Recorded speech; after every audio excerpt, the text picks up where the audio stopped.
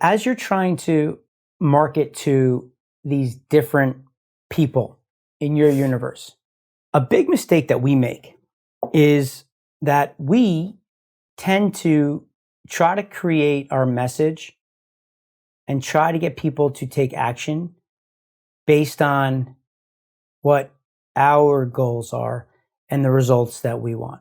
And it's a huge mistake that entrepreneurs make.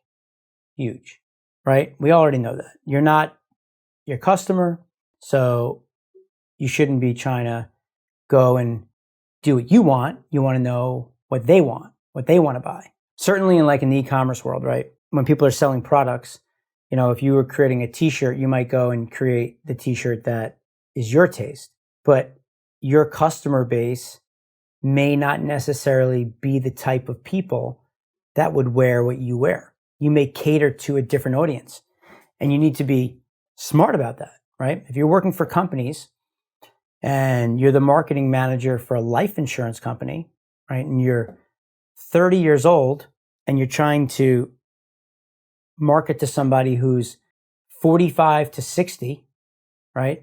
Maybe you're out of college and you're 23 and you're trying to talk to someone who is 40 years old, married with kids, and trying to explain to them why whole life insurance is important. You can't think like a college kid. You got to put yourself in the mindset of that person who's 40 years old and sell to them.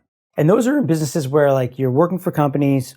It may not be what you woke up in the morning and said, oh my God, if I could do anything in this world, that's it. I want to be marketing, whole life insurance, or, I want to be pushing out auto insurance, or, structured settlements, payday loans, selling, fanny packs. I don't know, tons of things. There's people in this world, tons of marketers that are doing things that they're promoting that it's not their passion. It's just not. And if you're one of those people, if you're a marketer and you're doing something that's just, you really wouldn't touch it unless it's your job, right? If you weren't at that job, you'd never even look at it. It's I've fallen and I can't get up.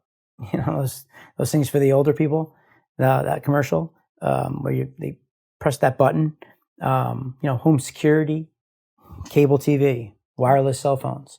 I mean, there's so many things.